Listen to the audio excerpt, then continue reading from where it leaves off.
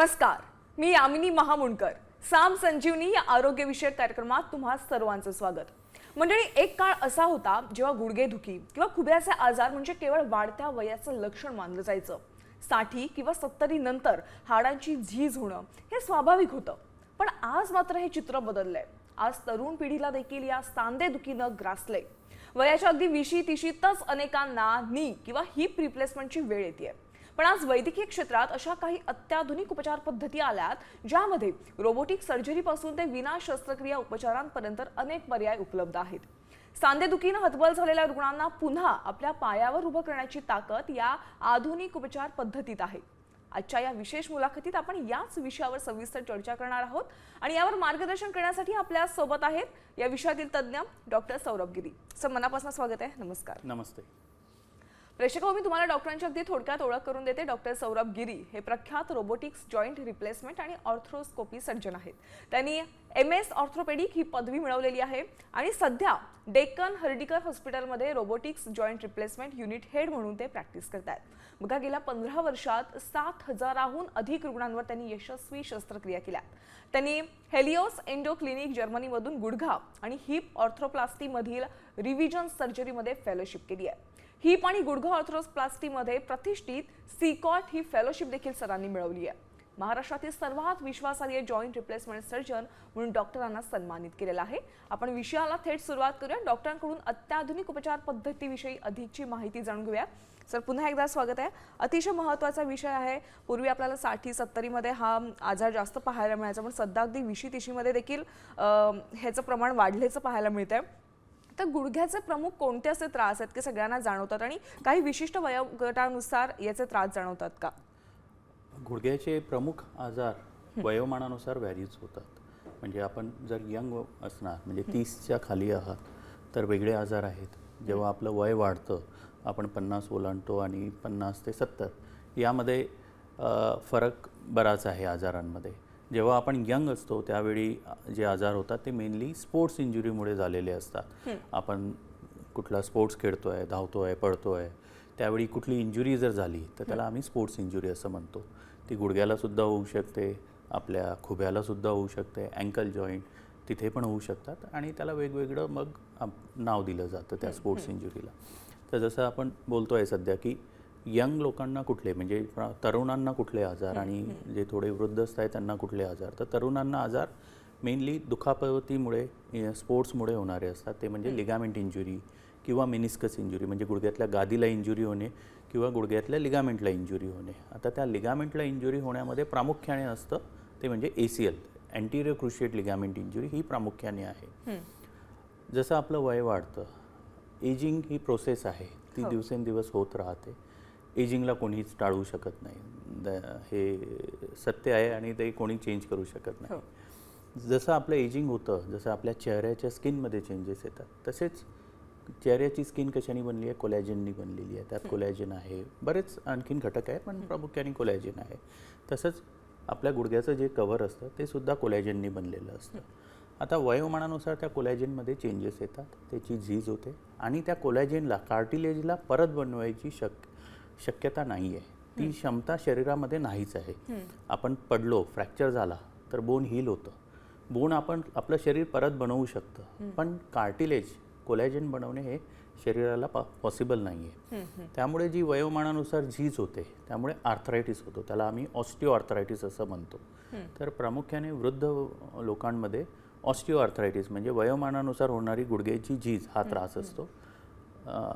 हे मेनली गुडघ्यांचे त्रासाचे कारणं आहेत आणि ते वयोगटानुसार वेगवेगळे आहेत. बरं सर, लिगामेंट इंजुरी म्हणजे नेमकं काय आहे आणि त्याचे देखील काही प्रकार आहेत का? येस, लिगामेंट इंजुरी म्हणजे काय? आपल्या जॉईंट्स कसे फॉर्म होतात? 2 बोन्स असतात, त्यामध्ये मूवमेंट होते आहे.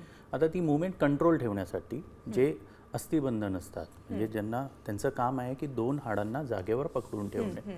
जर कुठलेही एक अस्थिबंधन म्हणजे लिगामेंट ब्रेक झाली तर तो जॉईंट या बाजूला जाऊ शकतो, या बाजूला जाऊ शकतो किंवा तो अनस्टेबल होऊ शकतो. तर लिगामेंट्स या जॉईंट्सला एका व्यवस्थित स्थितीमध्ये मूवमेंटला हेल्प करण्यासाठी असतात की तो जॉईंट कुठे बाजूला सरकेल नाही, कुठली आपल्याला इन्स्टॅबिलिटी होणार नाही, यासाठी लिगामेंट असतात. आणि त्यांचे वेगवेगळे प्रकार आहेत त्या लिगामेंट इंजुरीचे. लिगामेंट इंजुरीमध्ये जसं मी आधी बोलताना बोललो, ACL ही अँटिरियर क्रुशिएट लिगामेंट ही सर्वात कॉमन इंजुरी आहे जी गुडघ्यामध्ये होते. त्यानंतर PCL पोस्टिरियर क्रुशिएट लिगामेंट ही इंजुरी आहे. त्यानंतर MCL म्हणजे मेडियल कोलॅटरल लिगामेंट ही इंजुरी आहे. आणि नंतर लॅटरल कोलॅटरल म्हणजे LCL ही इंजुरी आहे. तर गुडघ्याला प्रामुख्याने 4 लिगामेंट, ACL जी समोरच्या भागात असते, PCL जी मागच्या बाजूला असते, मेडियल कोलॅटरल म्हणजे गुडघ्याच्या आतल्या बाजूला, लॅटरल कोलॅटरल म्हणजे गुडघ्याच्या बाहेरच्या बाजूला. या 4ही लिगामेंटला इंजुरी वेगवेगळ्या प्रकारे होऊ शकते. त्या इंजुरीचं वेगवेगळं ग्रेडिंग आहे. ग्रेड 1 म्हणजे आम्ही म्हणतो की त्याला फारच कमी इजा झाली आहे, एक 25%पेक्षाही कमी इजा आहे. ग्रेड 2 म्हणजे जी 50 ते 70% इजा आहे. ग्रेड 3 म्हणजे जी 75%पेक्षाही जास्त आहे. म्हणजे तुमची जी लिगामेंट आहे ती कमकुवत झालेली आहे. त्यामध्ये तेवढी स्ट्रेंथ नाही आहे की ती आपल्या गुडघ्याच्या बोन्सला जागेवर पकडून ठेवेल. बरं, आता सर लिगामेंट इंजुरीचे तुम्ही प्रकार सांगितले. मी सुरुवातीला एक सांगितलात की ACL प्रकार एक आहे, तर याविषयी अधिक माहिती सांगा की ACL रिकन्स्ट्रक्शन सर्जरी ही नेमकी कशा पद्धतीने केली जाते? ACL रिकन्स्ट्रक्शन सर्जरी ही जी आहे, ज्यावेळी ACL ही ग्रेड 3 किंवा कम्प्लीट टियर असते त्यावेळी केली जाते. ACLला नवीन प्रमाणे आम्ही त्याला बनवतो, त्याला ACL रिकन्स्ट्रक्शन म्हणतात, म्हणजे नवीन लिगामेंट बनवणे. याला करण्याची पद्धत म्हणजे आर्थ्रोस्कोपी, म्हणजे जी दुर्बिणीद्वारे होणारी शस्त्रक्रिया आहे त्याला आर्थ्रोस्कोपी म्हणतात. आणि त्या आर्थ्रोस्कोपीने आम्ही ती ACL लिगामेंट नवीन बनवतो. त्यासाठी आपल्याच शरीरातला लिगामेंट काढण्यात येतो, त्याला आम्ही टेंडॉन्स म्हणतो. तो हॅमस्ट्रिंगचा टेंडॉन असू शकतो, तो क्वाड्रिसेप्सचा टेंडॉन असू शकतो, तो पेरोनियस लॉंगस, हे वेगवेगळे नावं आहेत त्याचे, ज्या टेंडॉन्स आम्ही यूज करतो ACL रिकन्स्ट्रक्शन करायला. सर्वात चांगला कुठला टेंडॉन आहे, तर जर ॲथलीट्स आहात तुम्ही, तुम्हाला स्पोर्ट्स ॲक्टिवली जॉईन करायचं आहे, तर माझ्या एक्सपिरियन्सनी क्वाड्रिसेप्स टेंडॉन हा सर्वात उत्तम टेंडॉन आहे ACL नवीन बनवण्यासाठी. बरं. आणि आर्थ्रोस्कोपीद्वारे शस्त्रक्रिया करणे ही सर्वात चांगली मेथड आहे. आर्थ्रोस्कोपीमध्ये सुद्धा 2 प्रकारे शस्त्रक्रिया केली जाते. एक की आपण त्याला लिगामेंटला फिक्स करायला स्क्रू वापरतो, जो स्क्रू 1, 2 ते 3 वर्षात विरघळून जातो, किंवा स्क्रू न वापरता ती शस्त्रक्रिया करणे. तर सध्याच्या स्थितीत सर्वात चांगली जी शस्त्रक्रिया आहे ती arthroscopic ACL reconstruction quadricep grafts वापरून विदाऊट स्क्रू सर्जरी करणे. म्हणजे त्याला आमच्या सायंटिफिक लँग्वेजमध्ये ऑल इनसाइड मेथड म्हणतात. ऑल इनसाइड मेथड म्हणजे बाहेरून कुठलाही आपण स्क्रू वगैरे टाकत नाही आहे, लिगामेंटला डायरेक्टला बोनशी फिक्स करतो आहे विदाऊट स्क्रूला. बरं, ही ऑल इनसाइड मेथड जी तुम्ही म्हणालात, त्या मेथडमुळे समजा एखादा स्पोर्ट्स पर्सन असेल तर तो पुन्हा एकदा पूर्ववत आपले हे सगळे खेळ खेळू शकतो? ॲब्सोल्युटली खेळू शकतो. आता मला हा प्रश्न प्रत्येक जो पण सर्जरीला करायला येतो तो विचारतो, आणि मी त्याला हेच उत्तर देतो की ॲब्सोल्युटली करू शकता, आणि ही सर्जरी आपण त्यासाठीच करतोय. बरोबर. अदरवाईज जर तुम्हाला सेडेंटरी लाईफस्टाईल आहात, तुम्ही एका जागी बसून राहताय, तुम्ही डान्स नाही करत, फिरत नाहीत, तर तुम्हाला ACL करायची गरज सुद्धा नाही. तुम्ही बसून राहा, तुम्हाला काहीच होणार नाही. पण जर तुमची लाईफस्टाईल ॲक्टिव्ह आहे, तुम्ही स्पोर्ट्स खेळता, तुम्ही डान्स करता, तरुण आहात, तर ACL करणे गरजेचं आहे. आणि ही ACLची शस्त्रक्रिया आपण यासाठीच करतोय की तुम्ही या सर्व ॲक्टिव्हिटी करू शकले पाहिजे. अदरवाईज त्या सर्जरीचा काही उपयोगच नाही. ACL फक्त आणि फक्त जेव्हा आपण कधी पण जंप करतो, किंवा सडन डायरेक्शन चेंज करतो, किंवा आपल्याला रन करायचं आहे, त्यावेळीच ACLचा इम्पॉर्टंट रोल आहे. जर तुम्ही फक्त स्लोली चालता आहे, त्यामध्ये ACLचा काहीच रोल नाही. बरोबर. म्हणजे समजा वय वाढलेलं असेल, वयस्कर माणसं असतील, त्यांच्यासाठी ACLचं इतकं महत्त्वच नाही आहे. बरं सर, आता मसल पेन असेल, मसल्स रिलेटेड किंवा बोन्स रिलेटेड जे काही आजार असतात, त्यावेळेस फिजिओथेरपीचं खूप महत्त्व असतं. तर ACLची सर्जरी झाल्याच्या नंतर फिजिओथेरपीचे काय फायदे आहेत आणि कशा प्रकारे फिजिओथेरपी करायची? जसं आता तुम्ही मला आधी विचारलं की मी स्पोर्ट्स खेळू शकेल का.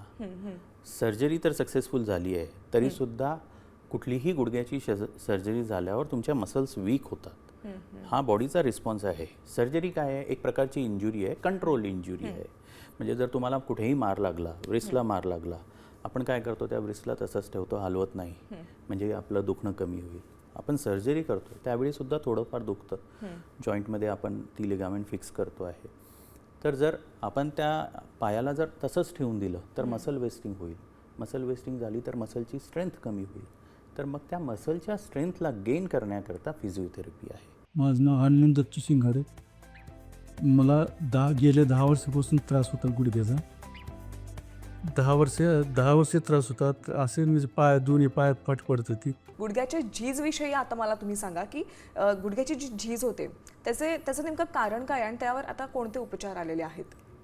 गुडघ्याच्या झीज होण्याचं प्रामुख्याने माझ्या हिशोबाने कारण आहे सेडेंटरी लाईफस्टाईल आणि ओव्हरवेट.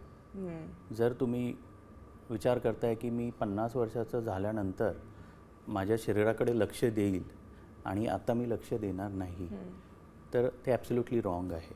तुम्हाला जेव्हा तुम्ही यंग आहात त्यावेळापासूनच तुम्हाला हे सर्व विचार करायला पाहिजे की माझं वेट किती आहे, मी किती ॲक्टिव्हिटी करतो आहे. जर माझी लाईफस्टाईल फार सेडेंटरी आहे आणि तुम्ही ओव्हरवेट आहात तर 100% तुम्हाला पुढे जाऊन गुडघ्याची झीज होईल.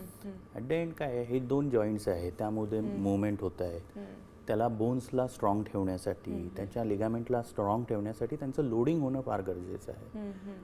जेवढेही आता आपण बघतो खूप ओबेस पेशंट असतात, त्यांची मोबिलिटी फार कमी असते आणि त्यांना सर्व जॉईंट्सचा त्रास होतो. का बरं होतो? कारण की त्या जॉईंटची क्षमता एवढी नाही आहे की ती तेवढं वजन उचलू शकेल. तर प्रामुख्याने माझ्या हिशोबाने कारण आहे ओव्हरवेट असणे आणि सेडेंटरी लाईफस्टाईल असणे. गुडघ्याची झीज होणं, यावर कॅल्शियमयुक्त गोळ्या खाणं किंवा एखादं कोणतंही मेडिसिन घेणं, या सगळ्या गोष्टींमुळे गुडघ्याची झीज बरी होऊ शकते का? जसं मी सर्वात आधी आपण बोलताना बोललो की एजिंगला कोणीही रिव्हर्स करू शकत नाही. सपोज माझ्या चेहऱ्यावर जर व्रिंकल्स आले आहे, मी त्याला कितीही क्रीम लावलं, काही राहिलं तरी ती एजिंग काही जाणार नाही, ती व्रिंकल्स जाणार नाही. तसंच गुडघ्याचं सुद्धा आहे. तुम्ही वरून त्याला कितीही ऑइल लावलं आहे, तुम्ही कितीही मेडिसिन्स घेतल्या, एकदा जर झीज झाली आहे तर ती परत रिव्हर्स होत नाही. पण जर तुम्ही कॅल्शियम सप्लिमेंट्स घेणे काय गरजेचं आहे का? एक पर्टिक्युलर एज नंतर घ्यायला पाहिजे, कारण की आपल्या शरीरात हॉर्मोनल चेंजेससुद्धा होतात. पर्टिक्युलरली फिमेल्समध्ये जेव्हा हॉर्मोनल डेफिशियन्सी होते तेव्हा त्यांना ऑस्टिओपोरोसिस व्हायला लागतं. तर जेव्हा आपला मेनोपॉज आलेला आहे त्यानंतर आपण कॅल्शियम सप्लिमेंट्स घेणे योग्य आहे. पण त्या कॅल्शियम सप्लिमेंट्स घेतल्यामुळे आपली झीज कायमची जाईल असं होऊ शकत नाही. कारण की जसं आधी बोलताना सुद्धा बोललो की शरीराकडे ही कॅपॅसिटीज नाही आहे की तो कार्टिलेज परत बनवेल. बरोबर. ठीक आहे. तर त्या एजिंग प्रोसेसला आपण रिव्हर्स करू शकत नाही, प्रिव्हेन्शन मात्र करू शकतो. बरं, आता पुढच्या मुद्द्याकडे वळूयात. मला सांगा, रोबोटिक नी आणि हिप सर्जरी म्हणजे नेमकं काय आहे? रोबोटिक सर्जरी म्हणजे काय आहे की एक रोबोटिक आर्म असतो ज्यामध्ये एक कटिंग टूल, म्हणजे बोनला शेप देण्याकरता किंवा बोनला कट करण्याकरता एक कटिंग टूल असतं. त्या रोबोटिक आर्मच्या साह्याने बोनला शेप देणे, कटिंग करणे म्हणजे रोबोटिक सर्जरी. तर रोबोटिक सर्जरीमध्ये प्रामुख्याने 3 पार्ट असतात. सर्वात आधी ॲनालिसिस, म्हणजे पहिले पेशंटचा CT स्कॅन केला जाईल, पेशंटच्या बोन स्ट्रक्चरचं ॲनालिसिस केलं जाईल की पेशंटचा बोन कशा शेपचा आहे, कुठल्या साईजचा आहे, किती मिलीमीटर थिकनेसचा आहे, या सर्व गोष्टीचं ॲनालिसिस होईल बिफोर सर्जरी. मग त्या CT स्कॅनच्या साह्याने पेशंट स्पेसिफिक एक बोन मॉडेल तयार झालं. त्या बोन मॉडेलवर मग आम्ही कुठला इम्प्लांट लावायचा आहे याचं ट्रायल घेणार. हे सर्व सर्जरीच्या आधी. हा फर्स्ट पार्ट आहे रोबोटिक सर्जरीचा. मग त्यामुळे आम्हाला कळून येणार की A साईजचा इम्प्लांट, B साईजचा इम्प्लांट कुठला लागणार आहे हे आपल्याला आधीच कळून येणार. त्यानंतर त्या इम्प्लांटचं अलाइनमेंट कुठल्या शेपमध्ये, त्याला अँगलमध्ये लावायचं आहे, कुठल्या दोन्ही, हे सर्व आम्ही ते सर्जरीच्या आधी बघतो. हा एक प्री ऑपरेटिव्ह प्लॅनिंग असतं. सेकंड रोबोटिकचा पार्ट आहे बोन मॅपिंग. बोन मॅपिंग म्हणजे आता मी CT स्कॅन केला, रोबोटिक्समध्ये बरेच सेन्सर्स असतात, कॅमेरेज असतात, व्हेरी हायली ॲक्युरेट कॅमेराज. ते म्हणजे इवन पेशंटनी डीप इन्स्पिरेशन म्हणजे जोराने श्वास घेतला आणि गुडघा जरी हलला तरी ते कॅमेरा आणि सेन्सर डिटेक्ट करू शकतात, एवढी सेन्सिटिव्हिटी त्यामध्ये असते. तर त्याकरता त्यांना पहिले मॅपिंग करावं लागतं. त्या कॅमेराजला, त्या सेन्सर्सला कळावं की ड्युरिंग सर्जरी बोन कुठे आहे, या 3D फील्डमध्ये कुठे आहे बोन. तर त्यासाठी बोन मॅपिंग केलं जातं. बोन मॅपिंग करून ते सर्व त्या सिस्टीममध्ये फीड होतं की बोन या लोकेशनला आहे, हे त्याचं ओरिएंटेशन आहे. मग ते ओरिएंटेशन फिक्स होतं. हा झाला सेकंड पार्ट. थर्ड पार्ट येतो की आता CT स्कॅन आणि बोन मॅपिंग याला कंबाईन करून एक फायनल प्लॅन सर्जन डिसाईड करतो. की आता मी CT स्कॅनवर ऑलरेडी डिसाईड केलं होतं की मला एक 2 मिलीमीटर बोन कट करायचं आहे. या 2 मिलीमीटर बोन कट केल्यावर एवढी स्पेस तयार होते आहे. यांच्या लिगामेंटचं जे टेन्शन आहे ते मी चेक केलं सर्जननी, आणि त्या लिगामेंटच्या टेन्शनवरून मग मी फायनल प्लॅन अप्रूव्ह केला. बोन मॅपिंग सी स्कॅनचं मिळून फायनल अप्रूव्ह करतो सर्जन. ही झाली 3rd स्टेज. आणि 4th स्टेज म्हणजे बोन कटिंग. मग जेव्हा मी फायनल प्लॅन अप्रूव्ह करतो त्यानंतर सर्व बोन कटिंग जे आहे, नी रिप्लेसमेंटमध्ये बोनला शेप देणे किंवा हिप रिप्लेसमेंटमध्ये ॲसेटाबुलमचा जो कप असतो त्याचं रिमिंग करणे, हे सर्व मग रोबो करतो. ठीक आहे. आणि ही झाली रोबोटिक शस्त्रक्रिया पूर्णपणे. एकंदरीत काय तर रोबोटिक्स असतात, तिथे रोबो जे असतात त्यांचे फक्त हात असतात, बाकी सगळ्या कमांड्स असतात ते स्वतः सर्जन्सच देत असतात त्यांना फायनल अप्रूव्हल जे आहे ते सर्व सर्जन देतात. रोबोटिक आपण का बरं यूज करतोय? प्रिसिजनसाठी. बरोबर. आता तुमच्या आणि माझ्या डोळ्यांनी, कुठल्याही सर्जनच्या डोळ्यांनी ते 1 मिलीमीटरचं कॅल्क्युलेशन करणे पॉसिबलच नाही आहे. एकदम परफेक्शन त्या रोबोट्सच करू शकतात. आणि किंवा 1 डिग्रीचा अँगल कट करणे हे पॉसिबल नाही आहे. रोबोमध्ये ते पॉसिबल आहे. का बरं? कारण की त्यामध्ये सेन्सर्स आणि कॅमेराज आहेत. ते सर्व बोनचे अँगल सर्व चेक करतात. आणि सर्वात महत्त्वाचं काय, जेव्हा मी कन्व्हेन्शनल सर्जरी करतोय तेव्हा मी सॉ यूज करतोय बोन कट करायला. सॉमध्ये ब्लेड असतं, ते असं व्हायब्रेट होतं, असं व्हायब्रेट होतं. त्यामुळे त्या व्हायब्रेशन्समुळे जी ॲक्युरेसी येते ती एवढी व्यवस्थित नाही. रोबोमध्ये मिलर असतो. मिलर किंवा बर हे 2 असतात. आणि त्यांची जी ॲक्युरेसी आहे, जी इंडस्ट्रीयल कटिंग, कुठलीही जी ॲक्युरेट पार्ट्सची इंडस्ट्रीयल कटिंग होते, म्हणजे मेटल्सची म्हणा, कसल्याही याची, ती नेहमी मिलरनी होते. तर ती ॲक्युरेसी 1 मिलीमीटरची, सब मिलीमीटर ॲक्युरेसी जी आहे ती आपल्याला रोबोटिक्सनी मिळते. बरं. सर, आता एक महत्त्वाचा प्रश्न आहे, आपल्या प्रेक्षकांना देखील हा प्रश्न पडला असेल की सर, जॉईंट रिप्लेसमेंट सर्जरीच्या नंतर रुग्ण किती वर्ष काम करू शकतो? जॉईंट रिप्लेसमेंट समजा आपण 2 प्रकारे आहे. एक तर आपण हिप रिप्लेसमेंट करतोय किंवा नी रिप्लेसमेंट करतोय. नी रिप्लेसमेंट जेव्हा आपण करतो तेव्हा ते वयोगट असतं 60, 65, 70 या वयोगटात असतो. आणि या नी रिप्लेसमेंटची जी लाईफ आहे ती जवळजवळ 25 ते 30 वर्ष आहे. म्हणजे जेव्हा आपण एक 65 वयोगटात ही सर्जरी करतोय तर ती सर्जरी त्यांच्या आयुष्यभर चालणार आहे. त्यांना परत रिव्हिजन सर्जरी वगैरे लागणार नाही. जेव्हा हिप रिप्लेसमेंट करतो मात्र ते प्रामुख्याने यंग पेशंट असतात, ज्यांना कोविड नंतर एव्हियन नावाचा आजार झालेला आहे. एव्हियनमध्ये खुब्याचा बॉल खराब होतो आणि मग हिप रिप्लेसमेंट करावं लागतं. तर ते जे पेशंट असतात ते प्रामुख्याने 30, 40, कधी कधी इव्हन 25 वयोगट, 26 वयोगट अशा वयोगटातल्या मुलांना सुद्धा हिप रिप्लेसमेंट करावं लागतं. या हिप रिप्लेसमेंटची जी मॅक्सिमम लाईफ आहे ती आहे एक अराउंड 30 to 35 इयर, 30 ते 35 वर्ष. 30 ते 35 वर्षानंतर मात्र त्यांना रिव्हिजन सर्जरी लागू शकते. हा एक डिसॲडव्हान्टेज पण आहे, पण जो क्वालिटी ऑफ लाईफ त्यांना मिळतो त्या 30 ते 35 वर्षात तो फार डिफरंट असतो. कारण की एव्हियनमध्ये तुमची चाल बदललेली असते, तुम्हाला खूप त्रास असतो आणि तुम्ही आयुष्यात कुठे ना कुठे त्या त्रासामुळे मागे पडून जाता. बरोबर. तर जसं मी म्हणालो यंग वयोगटात होतोय हा त्रास, तर त्यांच्या आयुष्यात त्यांचे एम्स असतात, हे असतात, डिसिजन्स असतात काही, ते या सर्जरीमुळे ते कंप्लीट करू शकतात. Hi, I am Nisamuddin. I just want to share my experience of ACL reconstruction surgery. So I searched for good doctors in Pune and I found Dr. Saurabh Giri. In the first consultation itself, he explained me everything very clearly and calmly. That gave me a lot of confidence. And he did my surgery. Surgery went smoothly. I felt that I was in safe hands. Sir, तुम्ही आज साम टीव्हीच्या स्टुडिओमध्ये आलात आणि प्रेक्षकांना गुडघ्याची जी झीज होते त्यावर सध्या अत्याधुनिक उपचार पद्धती कोणत्या आलेल्या आहेत त्याविषयी योग्य मार्गदर्शन केलं, त्याबद्दल मनापासून आभार. धन्यवाद. साम संजीवनीमध्ये वेळ झाली आज इथेच थांबण्याची. नमस्कार.